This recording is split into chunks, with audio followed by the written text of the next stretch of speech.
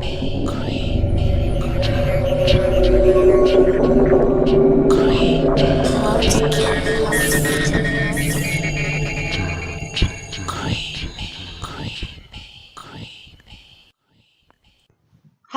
and welcome to this week's Dead Creepy podcast. My name is Claire Barrand and I'm hosting the show this week, which is still part of our summer holiday special storytime editions. So stay tuned for a very creepy story or a collection of very creepy stories. Before we go into that part of the show, I have a very exciting announcement to make. That's right, Dead Creepy podcast will be the official broadcasters for this year's Sage Paracon event, which is held at Warwick Castle in the UK this September. The 22nd to the 24th of September will be a 3-day bonanza with some amazing guest speakers from all over the world. We're very excited to be there for the full 3 days, and we'll be interviewing all the guests and bringing those interviews to you on Dead Creepy Podcast. Come along and join us on Dead Creepy Podcast page on Facebook, as well as Sage Paracon UK 2017. Have a look on there and you will see up-to-date things as they happen. There are still a few tickets left as well, so if you haven't got a ticket and you can get over to Warwick in September on those dates, the 22nd and 24th of September, do it now because there's only a handful of tickets left. And coming to you, we will be bringing interviews from none other than John Zaffis, the godfather of the paranormal. We will also be talking to Jeff Ballonger from Ghost Adventures. Very excited to talk to him. Robert Murch, who is the world's leading Ouija specialist, as well as a collector of talking boards. And we'll be talking to Brian J. Cano from The Haunted Collector. Reverend Dr. David Parry, spiritualist, writer and author, we'll be talking to. And Greg Lawson, of course, the paranormal detective. He's been a previous guest on Dead Creepy Podcast, and we're very excited to be able to meet him in person and interview him and talk to him again. Nikki Folson, the writer and investigator and independent author, and some very exciting and interesting stories that we will be talking to Nikki about. And Russell Edwards, and he is the man who named Jack the Ripper. We will be talking directly to Russell about that. And last but not least, we will be talking again to MJ Dixon, the lovely founder of Sage Paracon, and the organiser and lead investigator of the whole event. So yes, very exciting news and a few interviews there to look forward to very much. Lindsay and I will both be there, and we will be bringing you all the news as it happens. So get your tickets if you can. And if not, never fear, we will make sure that you don't miss out on anything. You can get more information of this amazing event at www.sageparacon.co.uk. And of course, that's where you can buy your tickets as well. Do share if you do know anybody that might be interested. And stay tuned for the rest of the show. Goodbye. The point of temptation is to prompt a decision that has not yet been made. Can I tempt you to listen to this?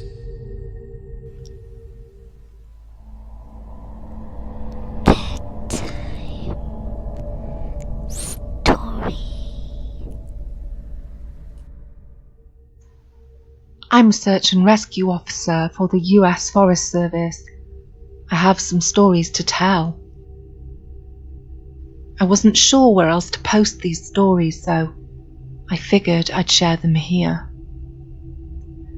I've been a search and rescue officer for a few years now, and along the way, I've seen some things that I think you guys will be interested in. I have a pretty good track record for finding missing people. Most of the time, they just wander off the path or slip down a small cliff and they can't find their way back. The majority of them have heard the old stay where you are thing and they don't wander far. But I've had 2 cases where that didn't happen. Both bother me a lot. and I used them as motivation to search even harder on the missing persons cases I get called on. The first was a little boy who was out berry picking with his parents. He and his sister were together, and both of them went missing around the same time. Their parents lost sight of them for a few seconds, and in that time both the kids apparently wandered off. When their parents couldn't find them, they called us and we came out to search the area. We found the daughter pretty quickly, and when we asked where her brother was, she told us that he'd been taken away by the bear man. She said he gave her berries and told her to stay quiet. He wanted to play with her brother for a while. The last she saw of her brother, he was riding on the shoulders of the bear man and seemed calm. Of course, our first thought was abduction, but we never found a trace of another human being in that area. The little girl was also insistent that he wasn't a normal man, but that he was tall and covered in hair, like a bear, and that he had a weird face. We searched that area for weeks, and it was one of the longest calls I've ever been on, but we never found a single trace of that kid. The other was a young woman who was out hiking with her mom and grandpa. According to the mother, her daughter had climbed up a tree to get a better view of the forest, and she'd never come back down. They waited at the base of the tree for hours calling her name before they called for help. Again, we searched everywhere and we never found a trace of her. I have no idea where she could possibly have gone because neither her mother or grandpa saw her come down. A few times I've been out on my own searching with a canine, and they've tried to lead me straight up the cliff. Not hills, not even rock faces, straight sheer cliffs with no possible handholds. It's always really baffling, and in those cases we usually find the person on the other side of the cliff or miles away from where that canine has led us. I'm sure there's an explanation, but it is kind of strange. One particularly sad case involved the recovery of a body. A 9-year-old girl fell down an embankment and got impaled on a dead tree at the base. It was a complete freak accident, but I'll never forget the sound her mother made when we told her what had happened. She saw the body bag being loaded into the ambulance, and she let out the most haunting, heartbroken wail that I've ever heard. It was like her whole life was crashing down around her, and a part of her had died with her daughter. I heard from another search and rescue officer that she killed herself a few weeks after it happened. She couldn't live with the loss of her daughter. I was teamed up with another search and rescue officer because we'd received reports of bears in the area. We were looking for a guy who hadn't come home from a climbing trip when he was supposed to, and we ended up having to do some serious climbing to get to where we figured he'd be. We found him trapped in a small crevasse with a broken leg. It was not pleasant. He'd been there for almost 2 days and his leg was very obviously infected. We were able to get him into a chopper, and I heard from one of the EMTs that the guy was absolutely inconsolable. He kept talking about how he'd been doing fine, and when he'd gotten to the top, a man had been there. He said the guy had no climbing equipment and he was wearing a parka and ski pants. He walked up to the guy, and when the guy turned round, he said he had no face. It was just blank. He freaked out and ended up trying to get off the mountain too fast, which is why he'd fallen. He said he could hear the guy all night climbing down the mountain, and letting out these horrible, muffled screams. That story bothered the hell out of me. I'm glad I wasn't there to hear it. One of the scariest things I've ever had happen to me involved the search for a young woman who'd gotten separated from her hiking group. We were out until late at night because the dogs had picked up her scent. When we found her, she was curled up under a large rotted log. She was missing her shoes and a pack, and she was clearly in shock. She didn't have any injuries, and we were able to get her to walk with us back to the base ops. Along the way, she kept looking behind us and asking us why that big man with black eyes was following us. We couldn't see anyone, so we just wrote it off as some weird symptom of shock. But the closer we got to base, the more agitated this woman got. She kept asking me to tell him to stop making faces at her. At one point, she stopped and turned around and started yelling into the forest, saying she wanted him to leave her alone. She wasn't going to go with him, she said, and she wouldn't give us to him. We finally got her to keep moving, but we started hearing these weird noises coming from all around us.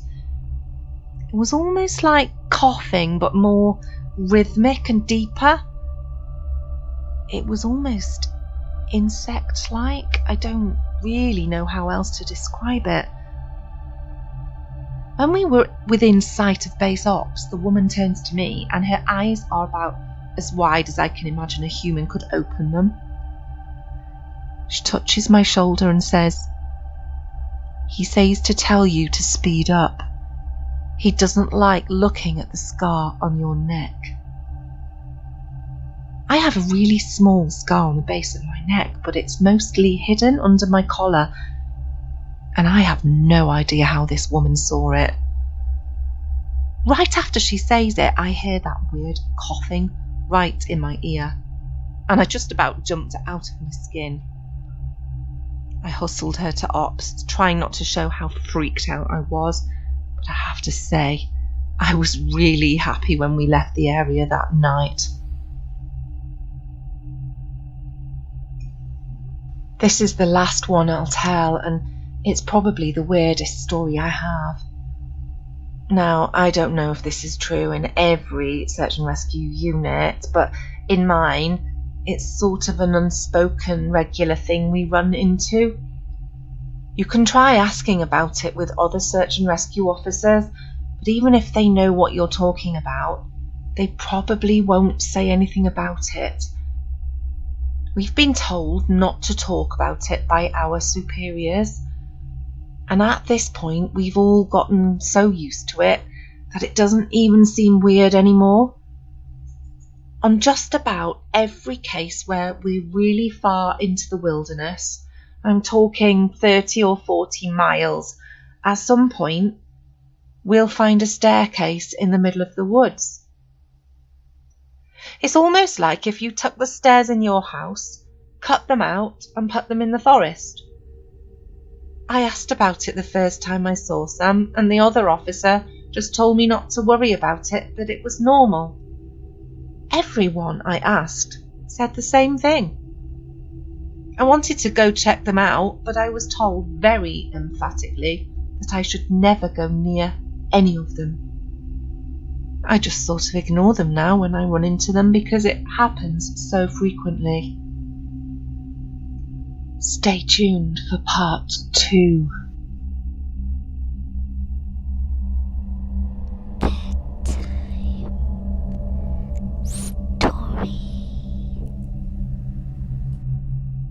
So I logged back on tonight and was blown away by the staggering amount of interest this seems to have generated. First off, I'll address a few things that you guys have brought up. There's been an overwhelming amount of people mentioning the similarity between some of my stories and those of David Paulides. I assure you, I'm not trying to rip him off in any way. I've got nothing but respect for the guy. He's actually what inspired me to write this, because I can verify a lot of the things he talks about. We do have a lot of these strange missing persons cases, and most of the time they aren't solved. Either that, or we find them in places that they have no business being. I personally haven't been on many calls like that, but I'll share a few that I've seen, and a story that my friend told me that relates to this. There was a lot of feedback about the stairs as well, so I'll touch on that briefly here. And I'll also include a story. They come in a variety of shapes, sizes, styles, and conditions. Some are pretty dilapidated, just ruins, but others are brand new. I saw one set that looked like they came from a lighthouse. They were metal and spiral, almost old-fashioned. The stairs don't go up infinitely or farther than I can see, but some sets are taller than others. Like I said before, just imagine the stairs in your home as if someone cut and pasted them into the middle of nowhere. I don't have any pictures, and it's never really occurred to me to try it after the first time, and I don't really feel like risking my job over it. I'll try again in the future, but I can't really promise anything. A few people expressed confusion about the guy who ran into the man with no face. Just to clarify, when the climber ascended and reached the top of this peak, he saw another man in a parka and ski pants. This was the man with no face. Sorry about the confusing wording of that story. I'll try to avoid that in the future. Alright, on to the new stories. As far as missing people go, I'd say about half the calls I get are related to that. The others are rescue calls. People who fall down cliffs and hurt themselves, get injured by the fire. You wouldn't believe how many times this happens. Mostly drunk kids. People that get bitten or stung by animals or insects.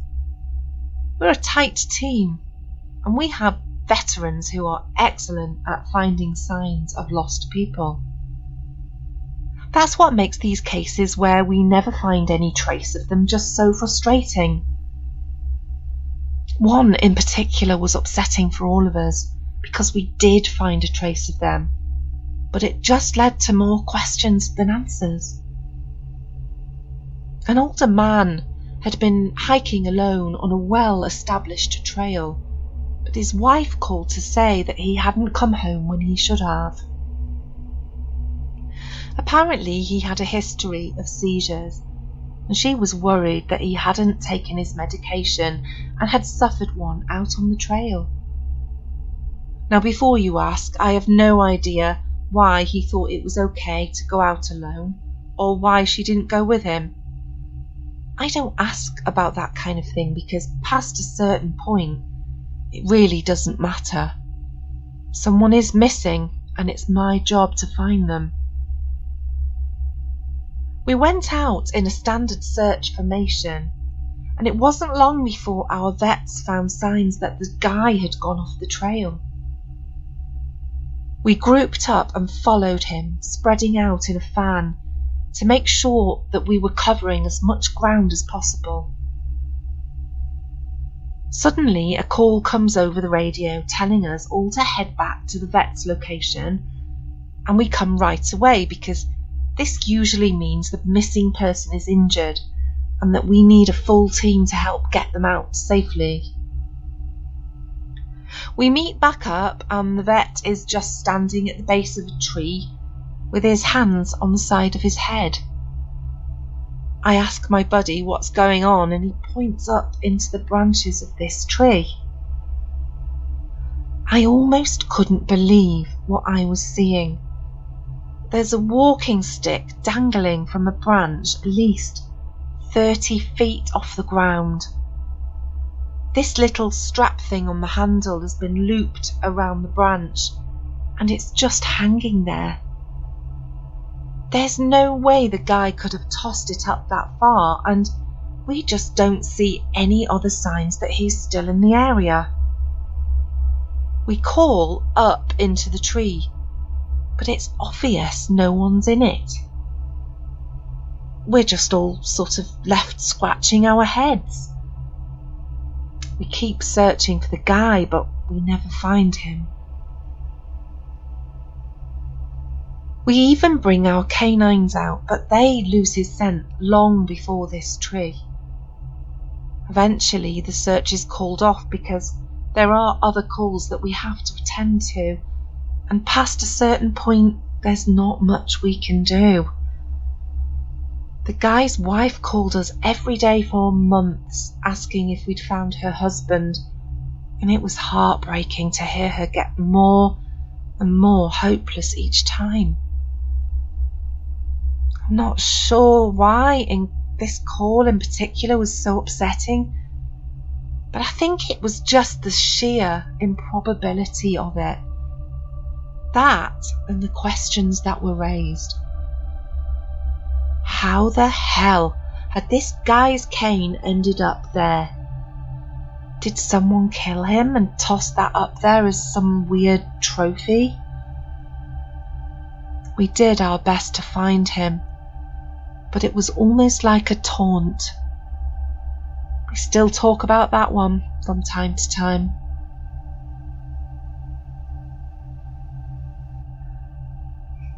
Missing kids are always the most heartbreaking.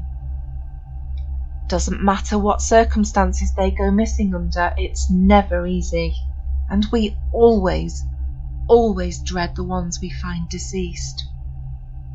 It's not common, but it does happen. David Paulides talks a lot about kids search and rescue teams finding places that they shouldn't be or couldn't be. I can honestly say I've heard about this kind of thing happening more than I've seen it, but I'll share one of the ones that I think about a lot that I witnessed personally. A mother and her 3 kids were out for a picnic in an area of the park that has a small lake. One is 6, one is 5, and the other is about 3. She's watching them all really closely, and according to her, she never lets them out her sight at any time. She never saw anyone else in the park either, which is important. She packs their stuff up and they start to head back to the parking area. Now, this lake is only about 2 miles into the woods, and it's a very clear, established trail. It's almost impossible to get lost from the parking area to it unless you're deliberately going off the path like an imbecile. Her kids are walking in front of her, and she hears what sounds like someone coming up the path behind her. She turns around, and in the 4 or so seconds that she's not looking, her 5-year-old son vanishes. She figures he's stepped off the trail to go pee or something, and she asks her other 2 where he went. They both tell her that a big man with a scary face came out of the woods next to them, took the kid's hand and led him into the trees. The 2 remaining kids don't seem too upset. In fact, she says later that it seems like they've been drugged. They're sort of spacey and fuzzy. So of course she freaks out, starts looking frantically in the area for her kid. She's screaming his name, and she says at one point she thinks she heard him answer her. Now, obviously, she can't go blindly running into the woods. She's got the other 2 kids, so she calls out the police and they send us out immediately. We respond, and we start the search for him. Over the course of this search, we span miles and we never find a single trace of the kid. Canines can't pick up any scent. We don't find any clothing or broken bushes or literally anything that would signify a child being there. Of course, there's this suspicion about the mother for a while, but it's pretty clear that she's completely destroyed by the whole thing. We looked for this kid for weeks with a lot of volunteer help, but eventually the search peters out and we have to move on. The volunteers keep searching, though, and one day we get this call on the radio letting us know that a body has been found and needs to be recovered. They tell us the location and none of us can believe it. We figure that this has to be a different kid. But we go out there, about 15 miles from the site where he vanished, and sure enough, we find the body of the kid that we've been looking for. Now, I've been trying to figure out how this kid got to where he did, because ever since we found him, I've never come up with an answer. A volunteer just happened to be in the area because he figured he might as well look in places that no one else would think of to look, just on the off chance the body had been dumped. He comes to the base of a tall rocky slope, and halfway up he sees something. He looks through his binoculars and sure enough, it's the body of a little boy stuffed into the opening in a rock. He recognises the colour of the kid's shirt, so he knows right away that this is the missing boy. That's when he calls it in and we're dispatched. It took us almost an hour to get his body down, and none of us could believe what we're seeing. Not only was this kid 15 miles from where he'd started, there was no possible way he could have gotten up there on his own. This slope is treacherous, and it's hard even for us with our climbing gear. A 5-year-old boy had no way of getting up there. Of that, I'm certain. Not only that, but the kid doesn't have a scratch on him, and his shoes are gone. But his feet aren't damaged or dirty, so it wasn't as if an animal dragged him up there. And from what we can tell, he hasn't been dead that long. He'd been out there over a month by that point, and it looked like he'd only been dead for at most a day or two. The whole thing was unbelievably strange and was one of the most disconcerting calls that I've ever been on. We found out later that the coroner determined the kid had died from exposure. He had frozen to death, probably late at night, 2 days before we found him. There were no suspects and no answers. To date, it's one of the weirdest things I've ever seen.